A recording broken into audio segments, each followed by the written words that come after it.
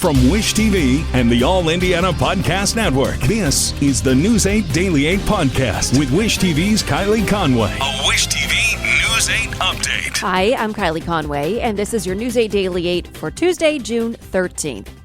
After the few showers that greeted us early this morning, we're going to have some more widespread rain and isolated storms this afternoon and evening. Severe weather's not expected. As far as rainfall totals, for central Indiana, we could see up to 0.25 to a half inch of rain. Locally, higher amounts are possible. Really depends on where you are. Along with the rain, winds will become breezy with gusts up to 25 to 30 miles per hour. Highs are going to struggle to get into the low 70s, so a pretty cool day once again. Happening today, former President Donald Trump is set to make his first court appearance in a historic criminal case. He's charged with hoarding top-secret government documents, showing them to visitors, then trying to hide them from investigators. 37 criminal counts accuse Trump of willfully retaining classified records. Prosecutors say those documents could have jeopardized national security if exposed. Trump is set to appear in Miami federal court later this afternoon. He has continuously denied any wrongdoing. The indictment details show where prosecutors say Trump stored hundreds of classified documents in his Mar-a-Lago home. They include a ballroom, bathroom, and a storage room. During his first speaking appearance since the indictment, Trump addressed his supporters about what he considers the pros and cons of his upcoming arraignment. Horrible thing for this country. I mean, the only good thing about it is it's driven my poll numbers way up. Trump's former Attorney General William Barr spoke about the alleged mishandling of the classified documents by saying it should bother anyone who cares about the country's security. Those documents are among the most sensitive secrets that the country has. He had no right to maintain them and retain them. And he kept them in a way at Mar-a-Lago that anyone who really cares about national security, their stomach would churn at it. Trump arrived in Miami yesterday. Police there already are preparing security as it's expected that many of Trump's supporters will show up. Trump is the first former president to be indicted on federal charges. It's not clear what defenses he could use. We know two of his lead lawyers resigned. And former New Jersey governor and Republican presidential candidate Chris Christie offered harsh words for Trump and other fellow candidates during a CNN town hall last night. Christie slammed the GOP for attacking the Justice Department over the indictment. He says the Republican Party should be blaming the former president. How about blame him?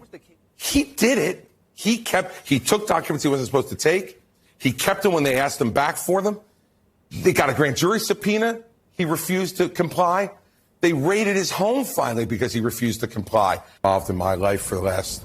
Christie also called the former president angry and vengeful. Christie says if Trump wins another term in the White House, Trump would spend those 4 years focused on settling scores with his political opponents. And a state lawmaker is explaining his decision to plead guilty to charges from drunk driving and leaving the scene of a crash.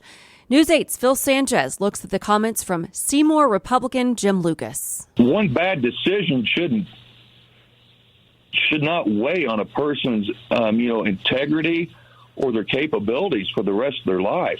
Speaking with the Hammer and Angel show and our radio partners at WIBC, State Representative Jim Lucas called his arrest a wake-up call. I've been getting counseling, have an excellent counselor I've been talking to, doing great work there, helping me understand some of the things that seem to be missing, helping connect some of the pieces of the puzzle and moving forward. And I look at this as an opportunity, and that's how I'm going to take it.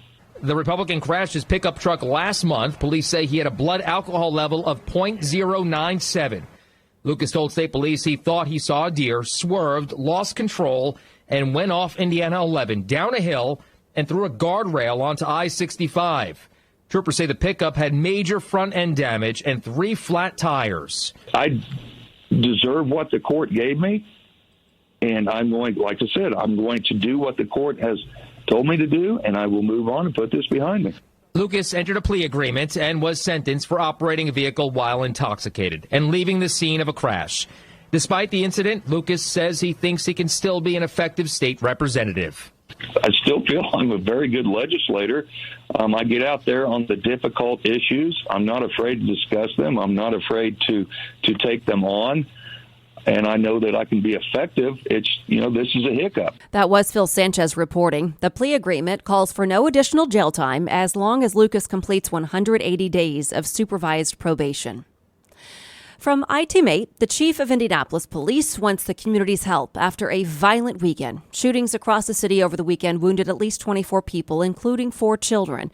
IMPD says one of the victims has died, marking the 100th homicide in the city this year.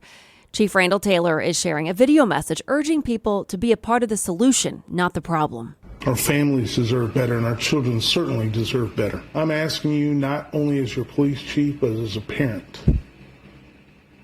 We need to step up. If you see someone going down the wrong path, especially a juvenile, please step in and give that child a different option. IMPD says some of the weekend shootings were linked to crimes, while others were considered accidental, including children getting their hands on a gun. Our iTeammate has also learned that Indianapolis leaders want to use city money to pay for the federal prosecution of gun crimes. The City County Council is willing to pay $225,000 for 3 attorneys, but yet would work with the U.S. Attorney's Office. If the council passes the proposal, the attorneys are expected to handle the most violent repeat gun crime offenders in the county. Fraternal Order of Police President Rick Snyder says at the federal level, gun crime offenders often are denied bail and spend most of their sentence behind bars. In contrast, he says the Marion County courts have become a revolving door for criminals. And then the next thing we know, we have a retribution shooting, a retribution killing, or a new offense that has occurred. And then the worst part is many times that suspect, because they were out on pretrial release with that low or no bond, now becomes the latest victim of violence, which could not have happened if they were still locked up. The proposal is expected to be heard in the City County Council Administration and Finance Committee tonight before coming in front of the full council for a vote. Several businesses are damaged after a fire in a strip mall in Lawrence. It happened just after 3 this morning on Pendleton Pike, just west of Post Road. The Lawrence Fire Department says no one is hurt, but smoke reached every business in the strip mall. Investigators think it started either at Lawrence Liquors or the Diamond Chips Lounge. No word yet how it started. The U.S. Labor Department is suing a prominent Fort Wayne restaurant group for nearly $300,000. The factory is part of Don Hall's Restaurants. After a months-long investigation, the Labor Department found the factory management was taking a percentage of servers' tips to pay non-tipped kitchen staff, deducting the cost of uniforms from some of the servers' pay, and even requiring servers to perform a half hour of unpaid pre-shift work. Management reportedly agreed to clean up the practices, but is refusing to pay $290,000 in back pay to 30 servers. The department's now suing to collect the damages. You can read the lawsuit for yourself right now on wishtv.com. And as the Great Pasta Push hits its stretch run, Second Helpings is explaining why the effort needs more help this year. The organization says it now takes $7 to feed a family of 4, up from $5 in past years. Leaders say inflation is the key factor in the increase. As more people need help, it adds pressure on food banks and pantries. And there's still time to donate to the Great Pasta Push.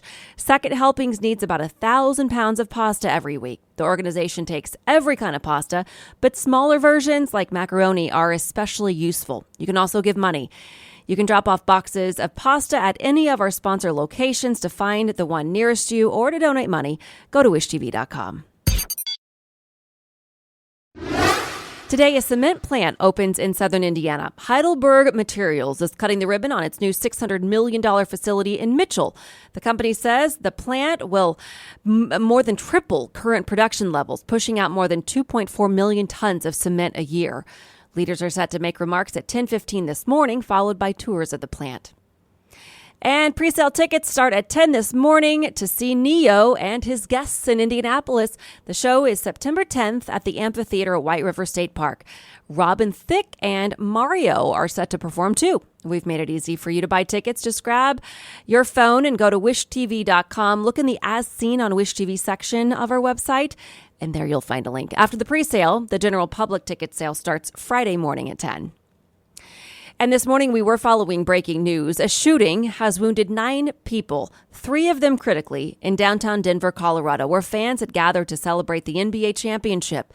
Police say it happened at 12:30 this morning, half past midnight, about a mile from the area where hours earlier the Nuggets had won the team's first ever title. Authorities say at least one person is in custody. They're not yet commenting on what led to the gunfire or if they're looking for any other possible shooters. Earlier in the celebration, the dangers had been limited to more common sights of post-game partying, fireworks in the street with people jumping through them. The final score of the deciding game was 94-89. Nuggets guard Jamal Murray was one of the breakout stars of the playoffs. Post-game, he explained the wave of emotions that landed soon after the title was secure. It was just a surreal moment, and everything was hitting. You know what I'm saying? Like, everything was hitting at once, from the journey to the celebration with the guys to enjoying the moment to looking back on the rehab, to looking back as myself as a kid, as the other viewer, you know what I'm saying, looking from the crowd in or from the camera lens in, and now be able to look back at them, you know what I'm saying? So it was a lot. I couldn't hold it in. There's also a celebration happening in Serbia, home country of the Nuggets superstar center, Nikola Jokic. He led the final game with 28 points along with 16 boards, securing the MVP award for the finals. He's the lowest drafted player to ever win the award. The Nuggets picked him with the 41st selection in the 2014 draft. They better get it done quick, get every crew on there they can. Transportation officials in Philadelphia, Pennsylvania say it will take 4 to 5 days to demolish a collapsed interstate bridge. After that, both directions of I-95 will be closed for weeks as the summer travel season kicks into high gear. This comes as authorities release new details about what caused it. They say a semi-driver hauling gasoline lost control navigating a curve, flipped on the ramp, then crashed, setting the tanker on fire. State police say they found a body in the wreckage yesterday and fear it belongs to the driver. A relative told the Philadelphia Inquirer investigators contacted the driver's family in an effort to identify human remains. The crash threw hundreds of thousands of morning commutes into chaos, disrupting routes from Canada to Florida through the Boston, New York, and Washington, D.C. areas. Transportation Secretary Pete Buttigieg is set to visit the crash site today. This is not just about commutes. This is also about supply chains, about 150,000 vehicles a day, and a good percentage of that is trucking. So obviously for both vehicle passenger traffic and for goods movement supply chains, this is going to be a major disruption in that region. A disaster declaration is now in place that will allow the state to get federal funds more quickly and speed up the repair process. The NTSB plans to release a preliminary report within weeks.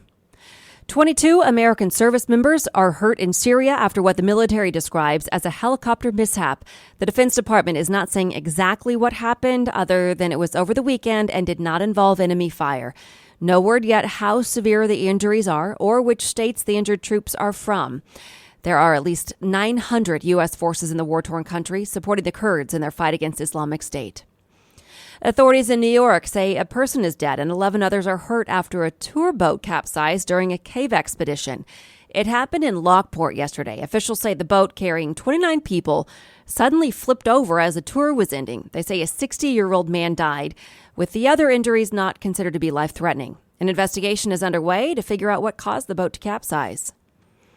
The owner of a partially collapsed building in Davenport, Iowa, is pleading guilty to a civil infraction. According to court documents, Andrew Wold is now ordered to pay a $300 fine plus court costs for not maintaining safe conditions. As we've reported, the building collapsed over Memorial Day weekend, killing 3 people and displacing dozens of others. Dismantling of the building is now underway. People in Florida are remembering the victims of the Pulse nightclub shooting. Yesterday marked 7 years since the attack. People gathered for a remembrance ceremony at a church in Orlando honoring the 49 people who died. There was also a formal unveiling of a mural outside the nightclub, and a downtown church rang its bells 49 times in what has become an annual tradition. At the time of the Pulse attack, it was the deadliest mass shooting in American history. The massacre in Las Vegas eclipsed it the next year. Longtime actor Treat Williams has died. His agent says Williams died yesterday in a motorcycle accident.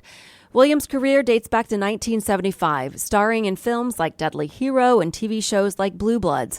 He earned his first Golden Globe nomination for his role in the 1979 film Hair. Williams was 71 years old. And a television icon is ending his run. Pat Sajak says in a new social media post that the upcoming season of Wheel of Fortune will be his last. Sajak has hosted the game show since 1981, when he took over duties from Chuck Woolery. Sajak says he'll continue to serve as a consultant on the show for 3 years after his retirement. Finally, to business headlines, we'll get the latest consumer price number today. The index measures what we pay at the grocery store, gas station, and for housing, among other things. It's expected to show inflation continuing to ease.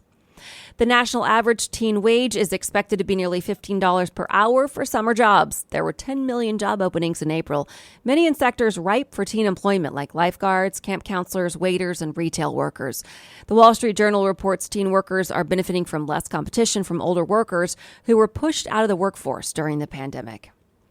Eli Lilly and Company is slated to open its new 334,000 square foot research and development campus in Boston's Seaport District just over a year from now, with around 700 employees working from the site. The so-called Lilly Institute for Genetic Medicine builds on the work the company's done in RNA-based drugs for the last several years in the area. A Food and Drug Administration panel has unanimously approved the use of lecanemab to slow the progression of Alzheimer's disease. The expert panel described the results of a clinical trial of lecanemab as robust and clear and consistent. Their approval means the medication, which is sold under the brand name Leqembi, should get full FDA approval by July 6th, giving hope to the 6.5 million people affected by Alzheimer's disease, a brain disorder that gets worse over time. 7-Eleven's Slurpee is about to get a whole new look. The Fresh Cup design, part of the retailer's Anything Flows advertising campaign, features eccentric colors and eclectic vibes paired with a new logo of a large S. This has been your News 8 Daily 8 for Wish TV. I'm Kylie Conway, online at wishtv.com, and like us on Facebook when you search Wish TV. This is the News 8 Daily 8 podcast with Wish TV's Kylie Conway. A Wish TV News 8 update on demand for even more on demand and on the go. Connect with Wish TV on Facebook at wishtv.com and on the free Wish TV mobile app. Thank you for listening, and be sure to like, subscribe, and follow this podcast for updates every weekday morning on the All Indiana Podcast Network and wherever you get your podcast.